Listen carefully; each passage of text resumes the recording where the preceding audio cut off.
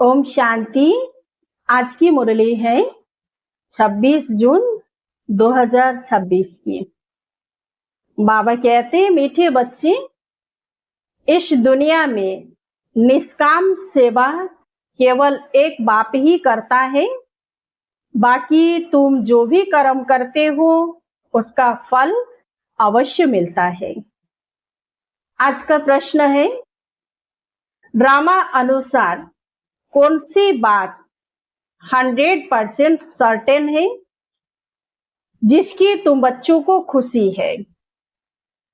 उत्तर है, ड्रामा अनुसार सर्टेन है कि नई राजधानी स्थापन होनी ही है। तुम बच्चों को खुशी है कि श्रीमत पर हम अपने लिए अपनी राजधानी स्थापन कर रहे हैं। इस पुरानी दुनिया का विनाश तो होना ही है। तुम बच्चे जितना पुरुषार्थ करेंगे उतना उच्च पद प्राप्त होगा। आज का गीत, तुम्हें पाके हमने जहां पा लिया। ओम शांति। जो बच्चे कहते हैं बाबा भी वही कहते हैं। बच्चे कहते, बाबा तुम्हें पाके हम स्वर्ग के मालिक बनते हैं। तो बाप भी कहते हैं, बच्चे मन मना भव। बात एक ही हो गई। मनुष्य सब पूछेंगे कि ब्रह्मा कुमार कुमारियों को इस सत्संग में जाकर क्या मिलता है। तो ब्रह्मा कुमार कुमारियां कहते हैं, हम बाप दादा से विश्व के मालिक बनते हैं। विश्व का मालिक और कोई बन न सके। विश्व के मालिक यह लक्ष्मी नारायण ही है। शिव बाबा तो विश्व का मालिक हो नहीं सकता। तुम बच्चे विश्व के मालिक बनते हो। तुम्हारा बाप विश्व का मालिक नहीं बनता। ऐसी निष्काम सेवा करने वाला और कोई होता नहीं। हर एक को अपनी सेवा का फल जरूर मिलता है। भक्ति मार्ग में वह किसी भी प्रकार से जो कोई कुछ भी करते हैं, सोशल वर्कर को भी सेवा का फल जरूर मिलता है। गवर्नमेंट से पगार मिलता है। बाप कहते हैं, मैं ही एक निष्काम सेवा करता हूँ जो बच्चों को विश्व का मालिक बनाता हूँ और मैं नहीं बनता हूँ। बच्चों को सुखी करके सुखधाम का मालिक बनाए, 21 जन्मों का सुख दे। मैं अपने निर्वाण धाम में व वानप्रस्थ अवस्था में बैठ जाता हूँ। वानप्रस्थ तो मूल वतन को ही कहेंगे। मनुष्य वानप्रस्थ लेते हैं, बच्चों को सब कुछ दे जाए, सत्संग आदि करते हैं, गुरु करते हैं कि यह मुक्ति का रास्ता बताएं। तो अब तुम बच्चे जान गए हो कि मुक्ति, जीवन मुक्ति का रास्ता कोई मनुष्य मात्र कभी किसी को बता नहीं सकते। वे किसी को भी सद्गति नहीं दे सकते, अपने को भी नहीं दे सकते। अपने को दे तो फिर दूसरों को भी दे सके। बाप आते ही है परम धाम से, वह वहां का रहने वाला है। तुम बच्चे भी वहां के रहने वाले हो। तुमको पार्ट बजाना है इस कर्म क्षेत्र पर। बाबा को भी एक बार यहाँ आना है तुम बच्चों के लिए। जबकि स्वर्ग की स्थापना हो रही है तो जरूर नरक का विनाश होना ही है।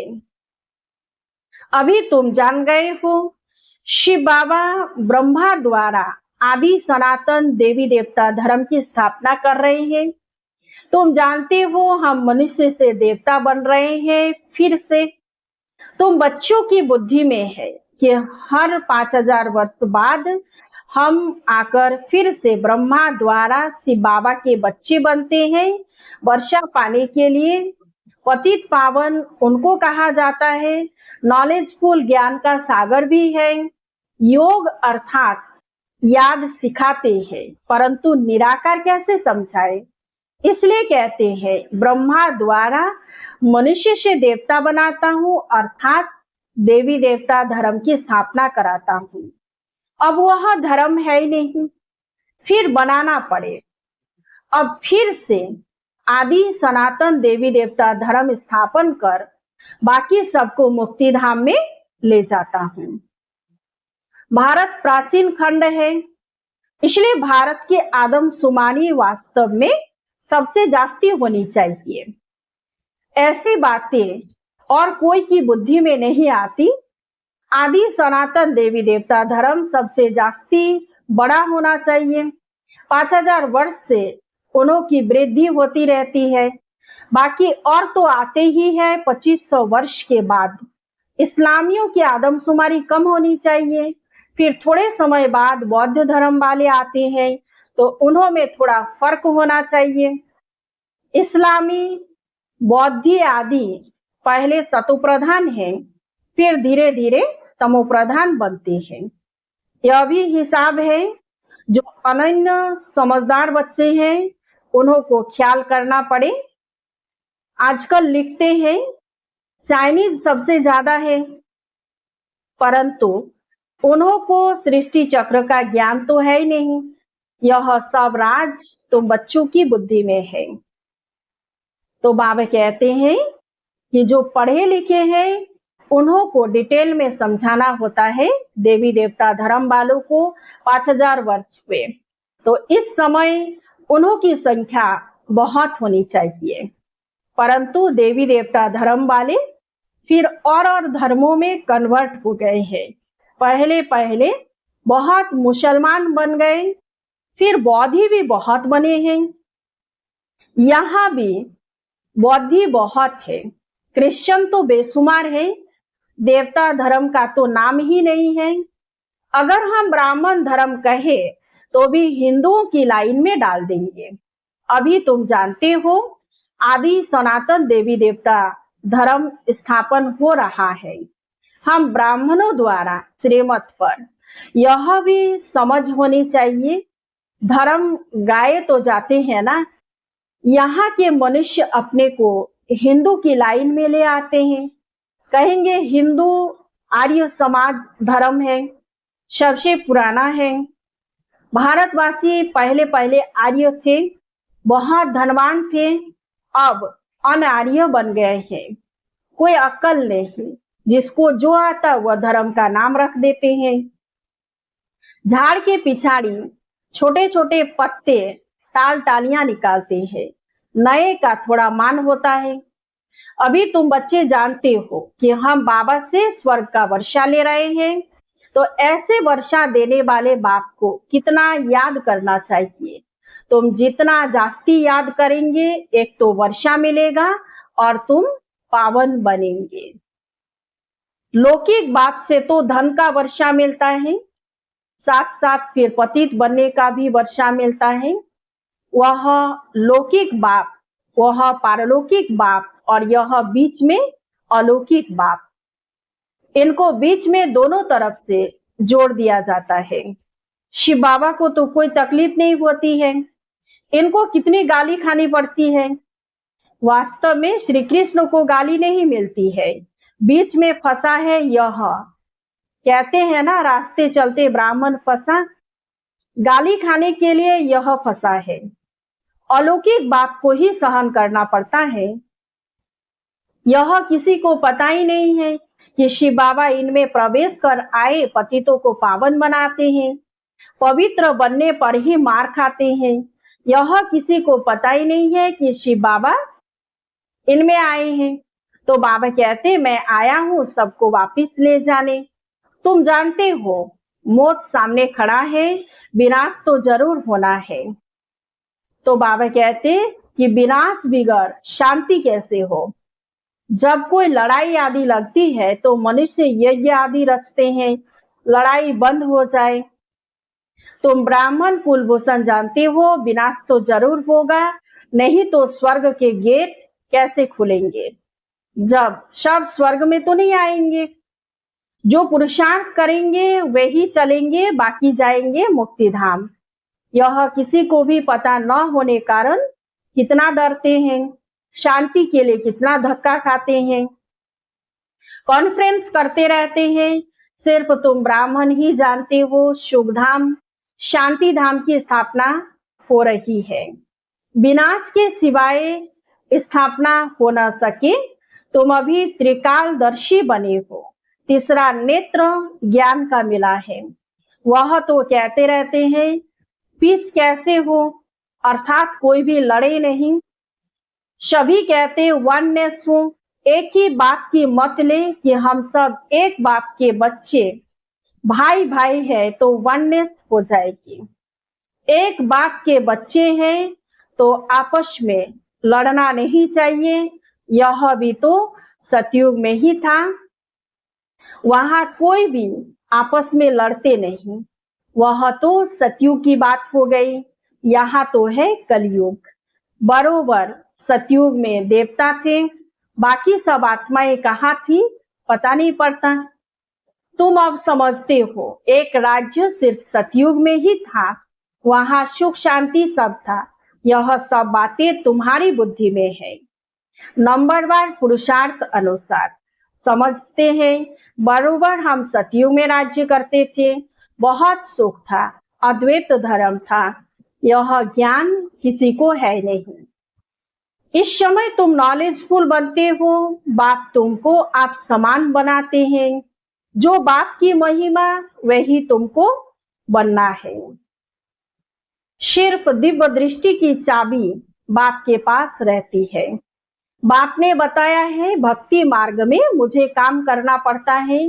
जो जिसकी पूजा करते हैं मैं उनकी मनोकामना पूरी करता हूँ। यहाँ भी दिव्य दृष्टि का पाठ चलता है। कहते हैं ना, अर्जुन ने विनाश का साक्षात्कार किया। विनाश भी जरूर होना है। विष्णुपुरी भी स्थापन जरूर होनी है। तो बाप ने जैसे कल्प पहले समझाया था वैसे ही बैठ समझाती है। बाबा हमको मनुष्य से देवता बनाते हैं। जब देवता बनते हैं तो आसुरी सृष्टि का विनाश जरूर होगा। चारों तरफ हाहाकार मचना है। बुद्धि समझ सकती है कि नेचुरल कैलेमिटीज आनी है।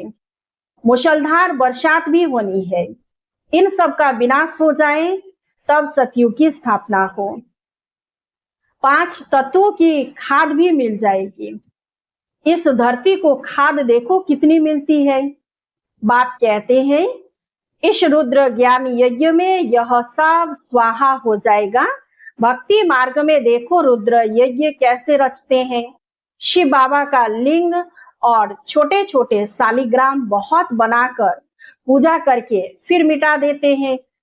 फिर रोज बनाते हैं, पूजा करके फिर तोड़ देते हैं। शिव बाबा के साथ जिन्होंने भी सर्विस की उन्हों का भी यह हाल करते हैं। रावण की देखो हर वर्ष एफिजी बनाए उनको जलाते हैं। दुश्मन की तो 1-2 बार एफिजी बनाए जलाते हैं। ऐसे नहीं कि वर्ष वर्ष जलाने का नियम रखते हैं। एक बार ही गुस्सा निकाल देंगे। रावण को तो हर वर्ष जलाते हैं। इनका अर्थ कोई समझते थोड़े ही है। फिर कहते हैं रावण ने सीता को चुराया। कुछ अर्थ नहीं समझते। फॉरेनर्स क्या समझेंगे, कुछ भी नहीं। दिन प्रतिदिन रावण को बड़ा बनाते जाते हैं क्योंकि रावण बहुत दुख देने वाला है। अभी तुम इस पर जीत पाते हो, सतयुग में होगा ही नहीं। यह जो कर्म की भोगना बीमारी आदि होती है यह है रावण के कारण। रावण की प्रवेशता होने के कारण मनुष्य जो भी कर्म करते हैं वह भी कर्म हो जाते हैं। सुख दुख का खेल बना हुआ है। इस हिस्ट्री ज्योग्राफी का किसी को भी पता नहीं है। लक्ष्मी नारायण को यह राज्य कैसे मिला किसी को पता नहीं। तुम छोटे छोटे बच्चे समझाते हो यह लक्ष्मी नारायण सतयुग में राज्य करते थे। संगम पर यह राजयोग सीख यह पद पाया है।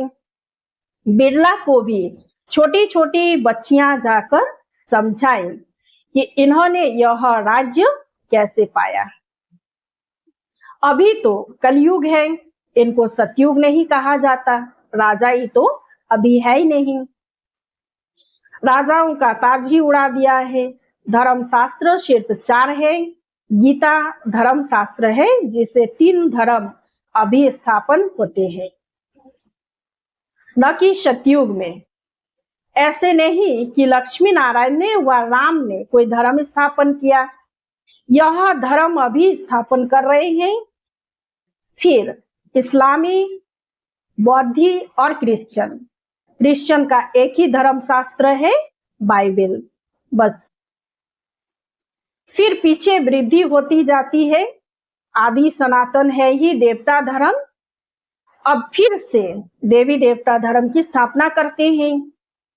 तुम ड्रामा के राज को अच्छी रीति समझ गए हो, खुशी भी रहती है, जबकि तुम बच्चों को 100% सर्टेन है कि हम फिर से अपना राज्य भाग्य स्थापन कर रहे हैं।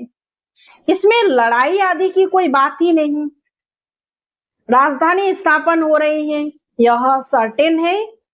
As certain as death. तुम जानते हो, हम फिर से राज्य भाग्य लेते हैं, कल्प कल्प बाप से वर्षा लेते हैं। जितना पुरुषार्थ करेंगे उतना उच्च पद पाएंगे। अच्छा, मीठे मीठे शिकिलधे बच्चों प्रति माता पिता बाप दादा का याद प्यार और गुड मॉर्निंग। रूहानी बाप की रूहानी बच्चों को नमस्ते। हम रूहानी बच्चों की रूहानी बाप दादा को याद प्यार और गुड मॉर्निंग। नमस्ते नमस्ते नमस्ते। धारणा के लिए मुख्य सार है। 1 नंबर है, जो बाप की महिमा है उस महिमा को स्वयं में लाना है। बाप समान महिमा यज्ञ बनना है। पारलौकिक बाप से पवित्रता का वर्षा लेना है। पवित्र बनने से ही स्वर्ग का वर्षा मिलेगा। 2 नंबर, श्रीमत पर अपने ही तन मन धन से एक आदि सनातन देवी देवता धर्म की स्थापना करनी है। आज का वरदान है, पुराने संस्कार रूपी अस्थियों को संपूर्ण स्थिति के सागर में समाने वाले समान और संपूर्ण भव। पुराने संस्कार रूपी अस्थियों को संपूर्ण स्थिति के सागर में समाने वाले समान और संपूर्ण भव। विस्तार से सुनते। बाप समान व संपूर्ण बनने के लिए सृष्टि की कयामत के पहले अपनी कमजोरियों और कमियों की कयामत करो। कोई भी उलझन का नाम निशान न रहे, ऐसा अपने को उज्जवल बनाओ। जैसे जन्म परिवर्तन के बाद पुराने जन्म की बातें भूल जाती है, ऐसे पुरानी बातों को, पुराने संस्कारों को भस्म करो। अस्थियों को भी संपूर्ण स्थिति के सागर में समा दो, तब कहेंगे समान और संपूर्ण। आज का स्लोगन है, विस्तार को सार में समाने की जादूगरी सीख लो तो बाप समान बन जाएंगे। विस्तार को सार में समाने की जादूगरी सीख लो तो बाप समान बन जाएंगे। अव्यक्त इशारे। सदा हर्षित रहने के लिए अपने नेचर को सरल बनाओ, सहनशील बनो। सहनशीलता वाले बाहर मुक्ता के वाइब्रेशन को ही नहीं, लेकिन मन के संकल्प भी जो उत्पन्न होते हैं, उन संकल्पों की उत्पत्ति को देखकर भी घबराएंगे नहीं। अपनी सहनशीलता से सामना करेंगे और सूरत से सदैव संतुष्ट व प्रसन्नचित दिखाई देंगे। उनके नैन चैन कभी भी असंतुष्टता के नहीं दिखाई देंगे। वे संतुष्ट मनी होने के कारण सदा हर्षित रहते हैं। अच्छा, ओम शांति।